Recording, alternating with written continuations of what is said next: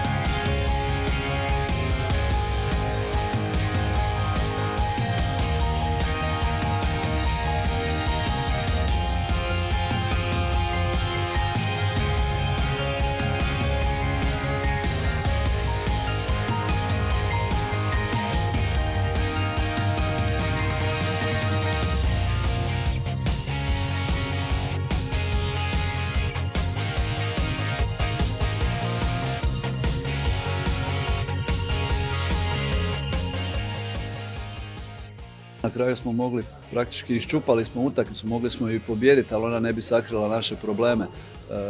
Sa tih zadnjih pola sata možemo zaista biti zadovoljni, znači još je i ostalo tu nekakve i fizičke snage i mentalne snage da pokušamo preokreti i nismo odustajali, to je ono što je dobro.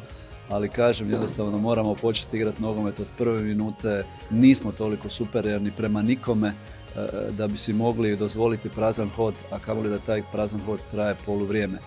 Ja razumijem i znam da svaka momčad ima crnih rupa, da te rupe traju 10-15 minuta, ali one ne mogu jednostavno trajati cijelo poluvrijeme i to je danas bilo jako loše. To je edina dobra stvar, da na koncu smo uspeli sve izenačiti.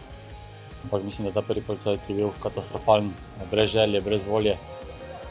Dosti krat se že ponovil, tako se ne igra za Maribor in jaz rečem lahko samo hvala navijačem, da nas vseeno še stoji ob strani v takih trenutkih, ampak z naše strani je to dosti premalo in bo treba narediti več, ker igralci, če so v Mariboru, imajo kvaliteto, ampak treba bo to pokazati na igrišču. Gremo Maribor!